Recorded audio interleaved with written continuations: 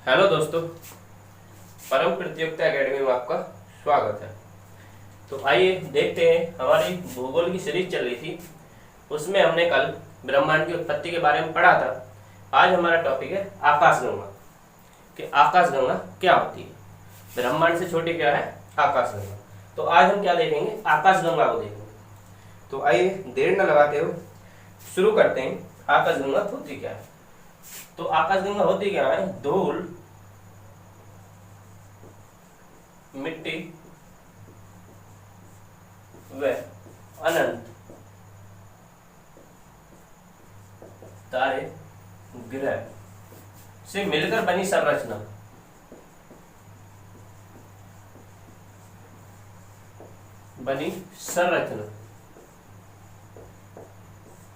क्या कहलाती है? आकाशगंगा कहलाती है।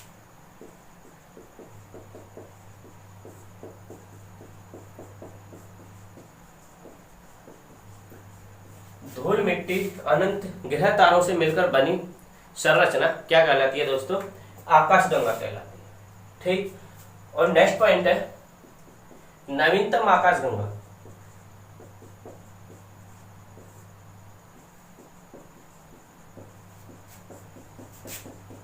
नेबुला कहलाती है। जो नई नई आकाशगंगा बनी हो उसे क्या कहते हैं? नेबुला कहते हैं। क्या कहते हैं? नेबुला।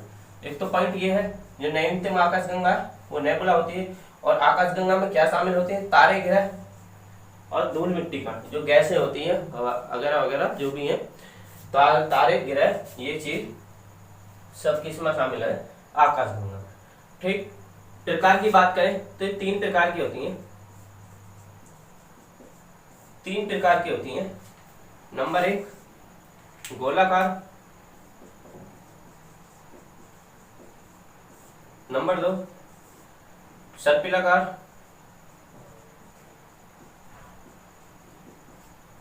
और नंबर 3 अनियमित आकार।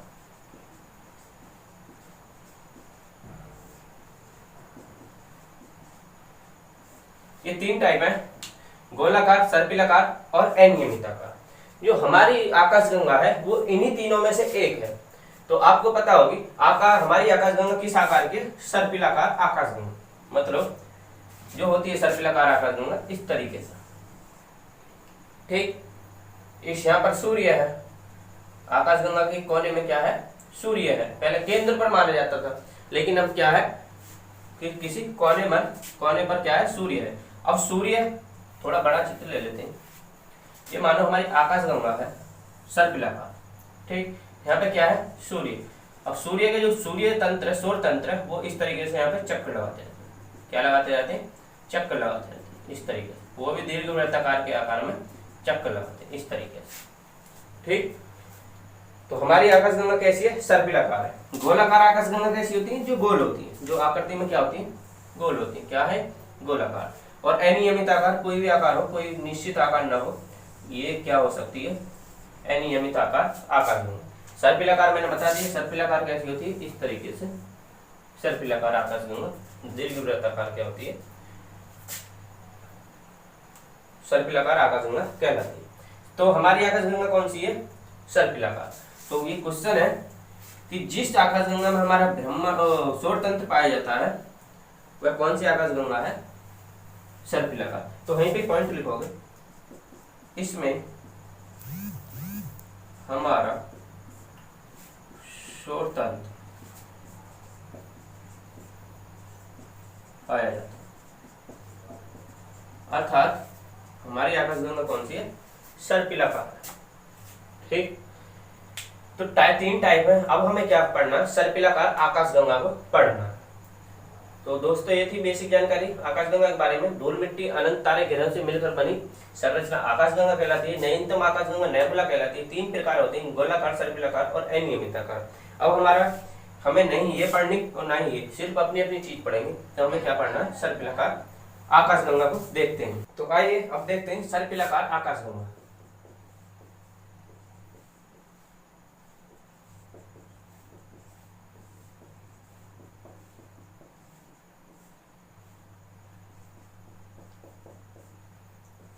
सर्पिलाकार आकाशगंगा। तो सर्पिलाकार आकाशगंगा, इसमें किसी भी आकाशगंगा में क्या पाई जाती है, 3 स्टेज पाई जाती है। किसी भी आकाशगंगा गंगा में कितनी स्टेज पाई जाती है, 3 स्टेज, 3 अवस्था पाई जाती। तो वो इस अवस्था देखेंगे।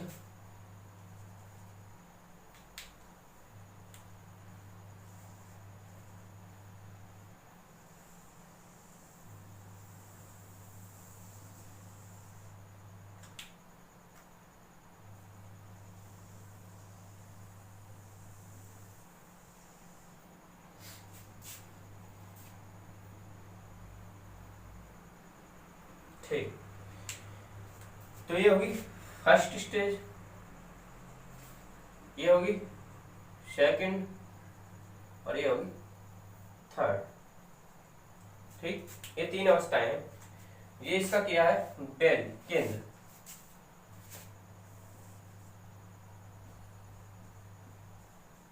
आकाशगंगा का क्या है, केंद्र, जिसे क्या बोलते हैं, बेल्ज भी बोलते हैं,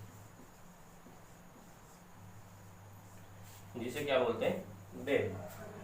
ठीक, ये जो थर्ड अवस्था है ये क्या है, भ्रूण अवस्था। थर्ड अवस्था क्या कहलाती है,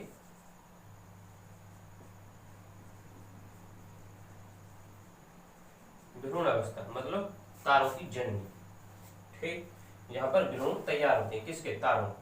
ये अवस्था है आपकी, जो ये आपकी भ्रूण अवस्था है, इसकी केंद्र से जो दूरी है, तो केंद्र से इसकी दूरी है 50,000 प्रकाश वर्ष। तो इसकी लेंथ है केंद्र से 50,000 प्रकाश वर्ष, क्या है, दूरी। ठीक, नेक्स्ट आती है हमारी सेकंड। तो सेकंड जो है हमारी क्या है, यंग अवस्था, यंग अवस्था, यंग अवस्था। इसकी जो है केंद्र से कितनी है, 30,000 किलोमीटर, कितनी है, 30,000 प्रकाश वर्ष। इसकी जो दूरी है केंद्र से कितनी है, 30,000 प्रकाश वर्ष।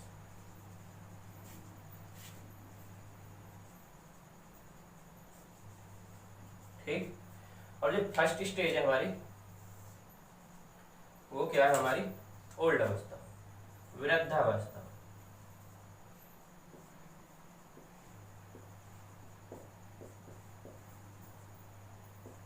ठीक, इसकी कोई दूरी निश्चित नहीं है। तो ओल्ड, वृद्धावस्था, ये जो अवस्थाएं आई हैं, ये तारों के जन्म और यंग और ओल्ड होने पर जो आकाशगंगा को 3 भागों में बांटा जाता है। क्योंकि आकाशगंगा में तारे पाए जाते हैं, क्या पाए जाते हैं, तारे पाए जाते हैं। तो जो भी आकाशगंगा में तारा जब जन्म लेता है, वो लेता है भ्रूण अवस्था में। तो यहाँ पर क्या होता है, बहुत नए नए तारों का जन्म होता है। यहाँ पर क्या होता है, नए नए तारों का जन्म होता है। अब इनका जो साइकिल होता है वो केंद्र की तरफ होता है, क्या होता है, केंद्र की तरफ होता है। मतलब भ्रूण अवस्था से कहाँ चलेंगे, वो केंद्र की तरफ बढ़ते हैं। ठीक, कुछ आ रहा है समझ में। तो इसमें जब इसे जो भ्रूण अवस्था होती है, इसमें तारा सर्वाधिक चमकता है। भ्रूण अवस्था में जो तारा जन्म लेता है, जो भ्रूण अवस्था है, इसमें नए तारे जन्म लेते हैं।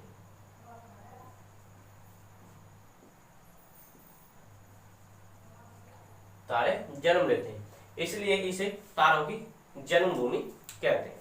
अब ये पॉइंट हम बारी बारी से देखेंगे। इधर देख लेते हैं,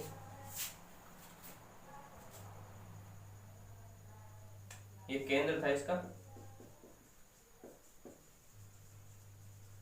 बेल। अब क्या देखते हैं, पहले अवस्था थी भ्रूण अवस्था। भ्रूण अवस्था में क्या थी, नए तारे जन्म लेते हैं।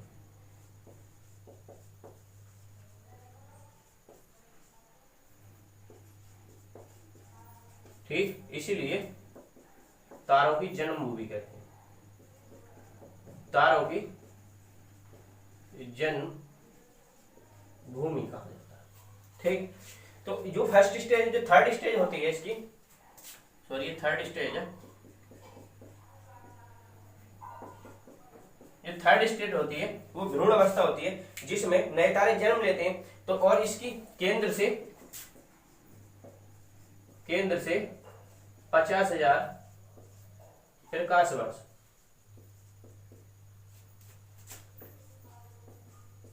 दूरी पर होती है। 50,000 प्रकाश वर्ष की दूरी पर ये स्थित होती है केंद्र से। ठीक, ये थी हमारी भ्रूण अवस्था में। नए तारे जन्म लेते हैं। ठीक, यहाँ पे क्या होता है, तारों का जन्म होता है। अब यहाँ से इनकी साइकिल शुरू हो जाती है। क्या हो जाती है, यहाँ से आगे की तरफ बढ़ने चले जाते हैं। अब आते हैं जो थर्ड स्टेज क्रॉस कर लेते हैं तो घटते हुए फिर आती है सेकंड स्टेज। तो सेकंड स्टेज में तारा जो होता है यंग अवस्था में आता है। यंग अवस्था मतलब इस कंडीशन में आके जब सेकंड स्टेज में तारा आ जाता है यहाँ पर, ठीक, तो जब सेकंड स्टेज में तारा आ जाता है तो सर्वाधिक मात्रा में क्या करता है, नाभिकीय संलयन की क्रिया करने शुरू कर देता है। वो सर्वाधिक मात्रा में मतलब सर्वाधिक चमकने लगता है। तो यंग अवस्था में आकर कोई तारा सर्वाधिक चमकता है, कोई तारा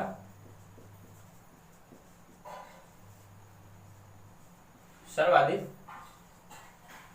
चमकता है, मतलब यंग अवस्था में आकर कोई तारा सर्वाधिक चमकता है और नाभिकीय संलयन क्रिया अधिक हो जाती है। तेजी से नाभिकीय संलयन क्रिया करता है। मैं नाभिकीय संलयन तो मैं कल पढ़ा चुका हूं कि नाभिकीय संलयन किस पर डिपेंड करती है, घनत्व के फॉर्मूले पर। घनत्व क्या है, द्रव्यमान बटे आयतन।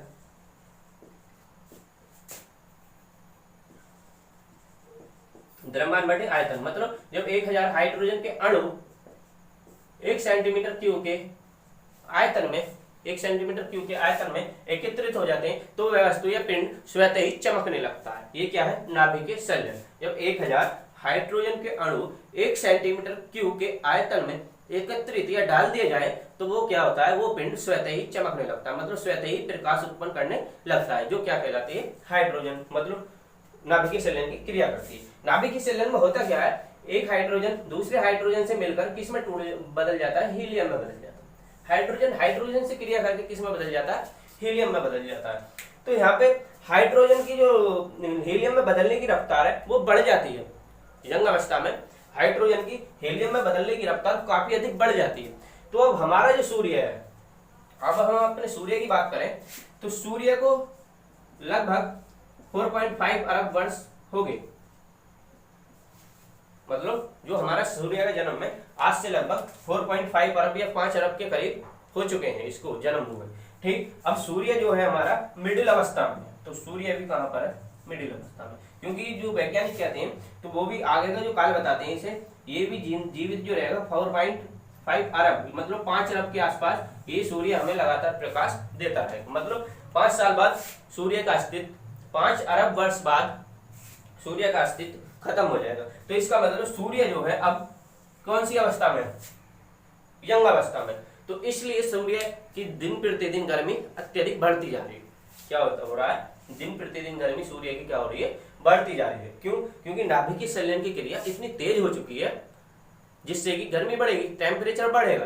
भाई नाभिकीय संलयन तेज होगा तो उसमें चमक ज्यादा आएगी, उस तारे में क्या होगा, चमक ज्यादा होगी, जिसके कारण उसका हाइड्रोजन जल्दी खत्म होगा। तो जो हाइड्रोजन यहाँ से जो यंग अवस्था में जो ओल्ड अवस्था की तरफ प्रवेश करता है तो यहाँ पे जब हाइड्रोजन तेजी से खत्म करता है तो उसका हाइड्रोजन जो ईंधन था तारे का वो खत्म होने लगता है, जिस कारण वो तारा धीरे धीरे काला पड़ना शुरू हो जाता है, अपना विस्तार बढ़ाता है और दूसरा उसको काला पड़ना शुरू हो जाता है। तो जैसे जैसे तो इसका हाइड्रोजन खत्म होता है तो वो एक अंतिम रूप लेता है काला वामन।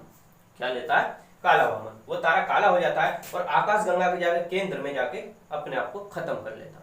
मतलब इस तारे का इतना गुरुत्वाकर्षण जो बल होता है, गुरुत्वाकर्षण बल इतना कमजोर हो जाता है कि आकाश गंगा का जो केंद्र है वो ऑटोमेटिकली उसे अपनी तरफ खींच लेती है। आकाश गंगा का जो केंद्र है वो ऑटोमेटिकली उसको अपनी तरफ खींच लेती है। ठीक, तो दोस्तों हमारा सूर्य भी अब यंग अवस्था में चल रहा है तो इसलिए इसकी दिन प्रतिदिन गर्मी बढ़ती जा रही है। और अब नेक्स्ट अवस्था की बात करें, इसकी केंद्र से जो दूरी है वो 30,000 प्रकाश वर्ष है।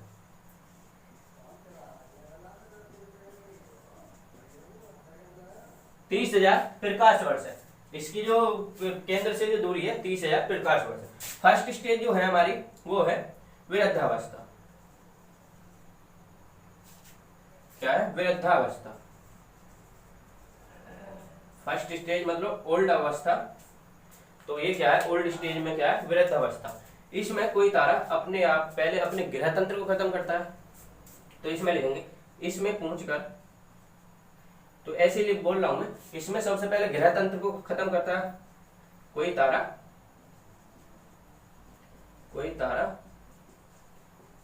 ग्रह तंत्र को क्या करता है? खत्म करता है। इस स्टेज में पहुंचकर कोई तारा पहले अपने ग्रह तंत्र को खत्म करता है और फिर आकाशगंगा के बेल्ट में गिरकर आत्महत्या कर लेता है। केंद्र में गिरकर आत्महत्या कर लेता है। अब बहुत अजीब पॉइंट सा है कि सूर्य मतलब तारे भी आत्महत्या करते हैं। जी बिल्कुल, उनकी भी यंग अवस्था होती है, ओल्ड अवस्था होती है, उनका भी जन्म होता है। तो यहाँ पे लाखों अरबों में तारे प्रतिदिन जन्म लेते रहते हैं। ऐसे ही प्रोसेस आगे चलता रहता है। ऐसे ही प्रोसेस क्या चलता रहता है आगे। यंग से फिर भ्रूण अवस्था से यंग में पहुंचते हैं, यंग से पहुंच के फिर किस में पहुंचते हैं? ओल्ड अवस्था में पहुंचते हैं। एक दिन वो भी खत्म होते हैं, विस्फोट होता है। ठीक, तो यहाँ पे जो कहानी आई कि कोई तारा अपने ग्रह तंत्र को खत्म करता है। ग्रह तंत्र क्या है? जैसे हमारा सूर्य है, मान लो ये सूर्य है, तो सूर्य का ग्रह तंत्र क्या है? हमारे पृथ्वी, जो भी इसके ग्रह हैं 8, वो उसका ग्रह तंत्र है। तो सबसे पहले क्या करेगा? सूर्य अपने ग्रह तंत्र को खत्म करेगा। जो सूर्य है वो अपने ग्रह तंत्र को खत्म कर देगा। पहले मैं इसे मिटा रहा हूँ, स्क्रीनशॉट लेना चाहो तो ले सकते हो। तो ये है हमारा कंप्लीट आकाशगंगा। अब इसमें आगे बढ़ते हैं, तो मैं एक इमेज से तुम्हें समझा रहा हूँ कैसे ग्रह तंत्र क्या कहानी होती है। तो सूर्य हमारा इस टाइम यंग अवस्था में है। ये सूर्य है, इसके पास क्या है? बुध, और ये है फिर शुक्र, और यहाँ पर है पृथ्वी, फिर मंगल, फिर बृहस्पति, शनि, अरुण, वरुण, इस तरीके से। और पृथ्वी, मंगल और बृहस्पति के बीच क्या? एस्ट्रॉइड बेल्ट, क्षुद्र पेटी। क्या है? क्षुद्र पेटी, जो इन ग्रहों को 2 भागों में बांटती है। अब हमें ये देखना कि ये क्या है? यंग अवस्था में हमारा सूर्य क्या है? यंग अवस्था में। जो इसका नाभिकीय संलयन है वो इतना अत्यधिक बढ़ता जा रहा है दिन प्रतिदिन कि इसकी गर्मी इसलिए ज्यादा होती जा रही है, चमकीला होता जा रहा है। तो साथ ही ये अपना आकार भी बढ़ाता जा रहा है। तो कुछ टाइम बाद जो ओल्ड अवस्था में पहुंचेगा, इसका हाइड्रोजन खत्म हो जाएगा, तो ये फैलना शुरू कर रहा है। तो फैलता फैलता ये क्या? इसको ही खत्म कर लेगा। जो बुध है उसे तो लपेट ही जाएगा, खा ही जाएगा। इसके बाद आया शुक्र का नंबर, इसे भी सटक जाएगा, और टेम्परेचर इतना अधिक हो जाएगा कि पृथ्वी तो वैसे ही तबाह हो जाएगी। ठीक, और दूसरी बात, जब आकाशगंगा में यही गिर जाएगा तो ये बाकी क्या करेंगे? ये भी इसके साथ ही जाएंगे, या फिर हो सकता है इसमें विस्फोट होगा और विस्फोट के साथ ये भी तबाह होंगे। ये सूर्य में क्या होगा? विस्फोट। तो करीबन 4.5 अरब वर्ष इसका जीवन जी लिया है, और लगभग इतना ही 5 अरब वर्ष और जिएगा। इतनी इसकी आयु, मतलब यंग अवस्था में इस टाइम सूर्य चल रहा है। तो कंडीशन देखें आगे और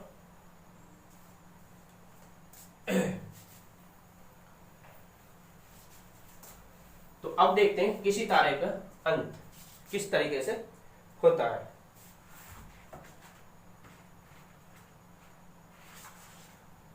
मैं और पॉइंट लिखवा दूं। आकाशगंगा का केंद्र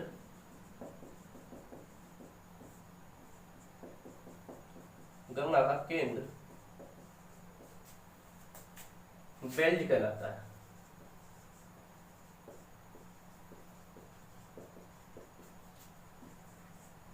जिसे ब्लैक होल या जिसे ब्लैक होल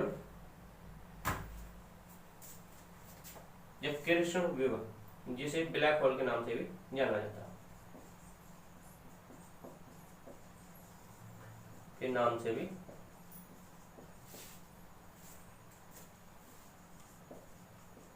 जाना जाता है। ठीक, आकाशगंगा का जो केंद्र है बेल्ट, उसे ब्लैक होल के नाम से भी जाना जाता है। और नेक्स्ट पॉइंट है एक, अब मैं इसे मिटाने जा रहा हूं। चलो अब नोट पॉइंट लिखेंगे हम, कुछ इंपोर्टेंट नोट पॉइंट है।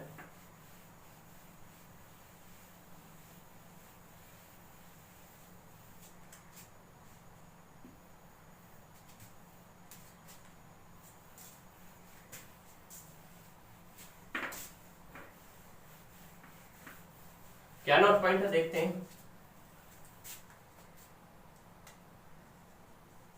पहला नोट पॉइंट है कि बिना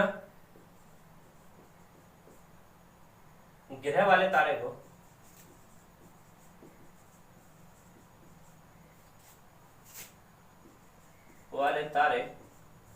भ्रूण तारे कहलाते हैं।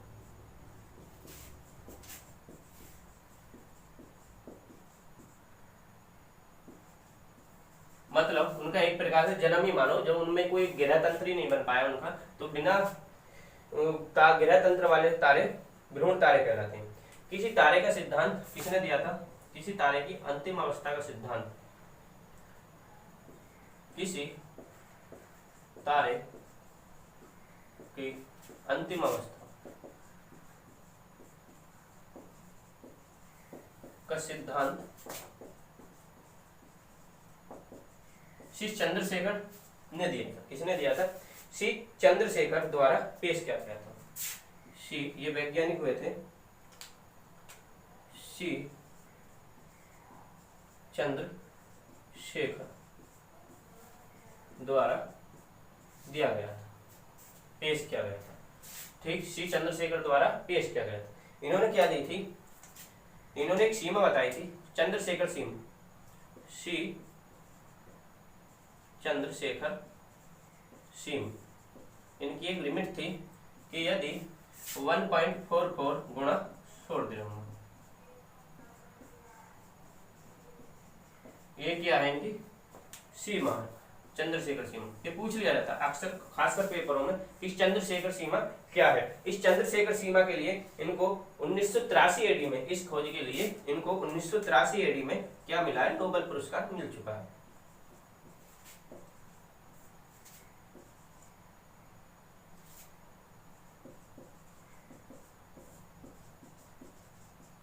इस खोज के लिए श्री चंद्रशेखर जी को 1983 एडी में क्या नोबेल पुरस्कार मिला था। आगे पॉइंट है, अब इस सीमा का क्या मतलब है? यहाँ लिख देते हैं नोबेल पुरस्कार, इस खोज के लिए 1983 एडी में नोबेल पुरस्कार। ठीक, अब इस चंद्रशेखर का क्या मतलब है? वो तारे की अंतिम अवस्था पढ़ रहे हैं। क्या पढ़ रहे हैं? तारे की अंतिम अवस्था। ये पॉइंट अलग से है, तारे की अंतिम अवस्था। तो दो प्रकार के तारे होते हैं कि वे तारे जिनका द्रव्यमान इससे कम होता है। एक तो जिसका द्रव्यमान अधिक होता है, अधिक द्रव्यमान वाले तारे,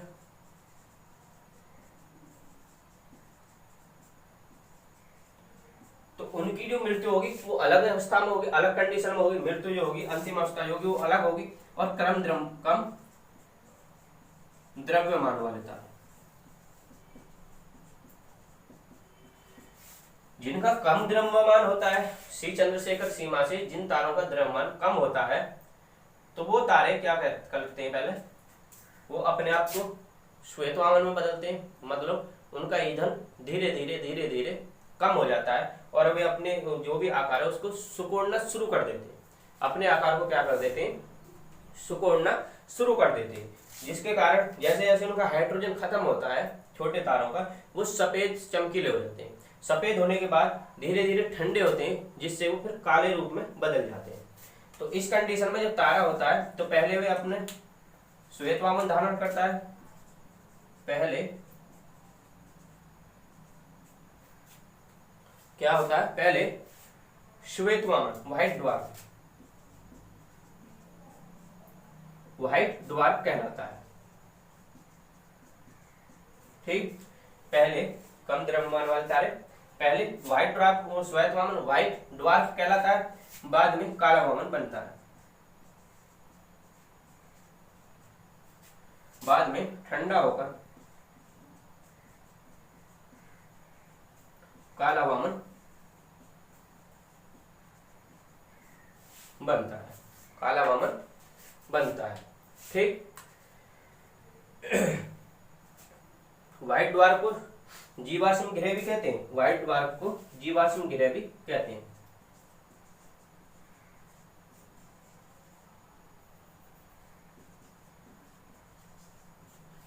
क्या, जीवाश्म गिरह भी, व्हाइट ड्वार्फ को जीवाश्म गिरह भी कहा जाता है। अब ये ठंडा होकर क्या बन जाता है, फिर काला पड़ जाता है, मतलब ईंधन ही खत्म हो गया। इसने क्या करा, अपने हीलियम, हाइड्रोजन को हीलियम में बदला, और हीलियम किस में बदल गया, लोह में बदल गया, लोह पदार्थों में। ठीक, तो बाद में ठंडा होकर क्या बन जाता है, वो तारा काला पड़ जाता है। लेकिन जिसका द्रव्यमान अधिक होता है, जिन तारों का द्रव्यमान अधिक होता है, तो उनमें क्या होती है, अधिक वेग प्राप्त करते हैं। वो तारे क्या कर लेते हैं, अधिक द्रव्यमान की वजह से अधिक वेग प्राप्त करते हैं। क्योंकि अधिक द्रव्यमान होगा तो हाइड्रोजन की अधिकता अधिक होगी, हाइड्रोजन की मात्रा भी क्या होगी, अधिक होगी, जिस कारण पहले वो क्या बनता है, इतना अधिक नाभिक की संलयन क्रिया करता है, इतना अधिक करता है कि सभी हाइड्रोजन को किस में बदल देता है, हीलियम में। तो जो हाइड्रोजन को हीलियम में बदलने की कैपेसिटी ज्यादा हो जाती है, तो इस स्थिति में वो लाल दानव बनता है। क्या बनता है, पहले लाल वामन,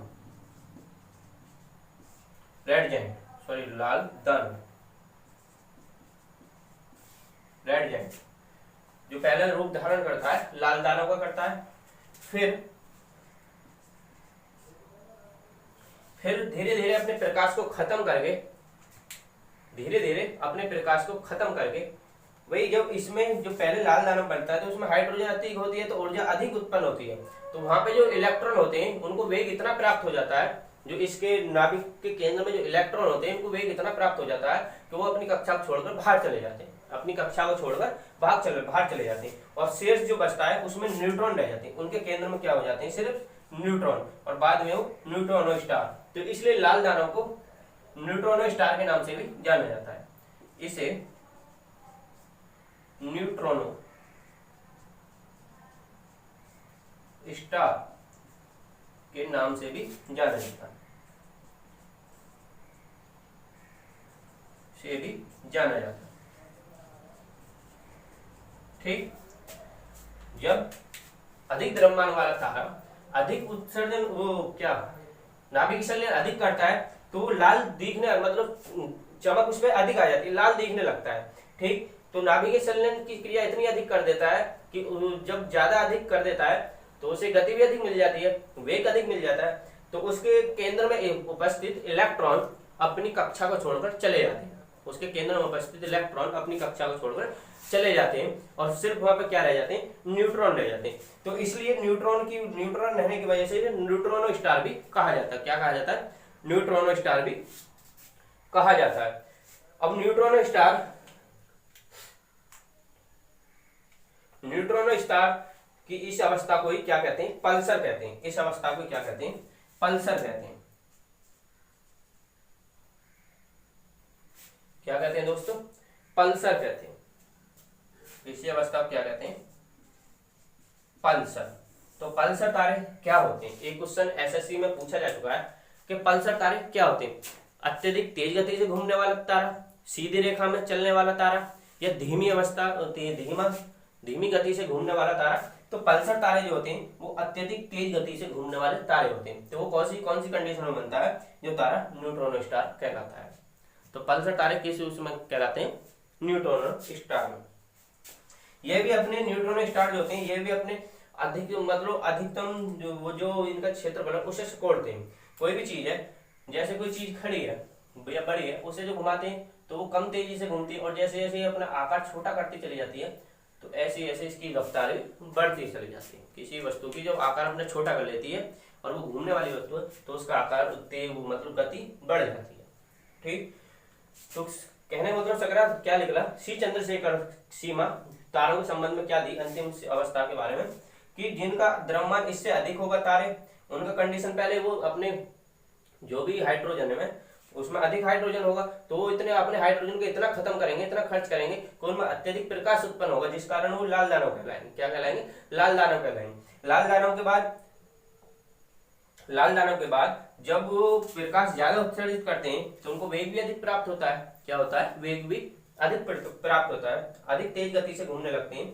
तो जिसमें उपस्थित इलेक्ट्रॉन अपनी कक्षा को छोड़कर चले जाते हैं, और वहां पर सिर्फ बचे न्यूट्रॉनों के कारण ही इसे न्यूट्रॉनो स्टार के नाम से भी जाना जाता है। न्यूट्रॉनो स्टार को पल्सर तारा भी कहा जाता है। क्या कहा जाता है, पल्सर तारा वह तारा होता है जो अत्यधिक गति से घूमता है। तो ये क्वेश्चन एसएससी में पूछा जा चुका है कि पल्सर तारे क्या होते हैं, अत्यधिक गति से घूमने वाले तारे। ठीक, अब बात आती है जिनका द्रव्यमान कम होता है। तो जिनका द्रव्यमान कम होता है वे पहले श्वेत वामन में बदलते हैं। जिनका द्रव्यमान कम होता है वो पहले श्वेत वामन मतलब अपने हाइड्रोजन जो भी है धीरे धीरे खत्म कर देते हैं और सफेद रूप धारण कर लेते हैं, जिसे जीवाश्म गिरह भी कहा जाता है। जिसे जीवाश्म गिरह नहीं, तारा भी कहा जाता है। जीवाश्म तारा भी कहा जाता है, जिसे जीवाश्म तारा भी कहा जाता है। इसके बाद ठंडा होकर वो काला वामन बन जाता है। काला वामन बनने के बाद उसमें गुरुत्वाकर्षण खत्म और आकाशगंगा केंद्र में जाके गिर जाता है, अपने आप को खत्म कर लेता है। तो ये थी किसी तारे की अंतिम अवस्था। ठीक,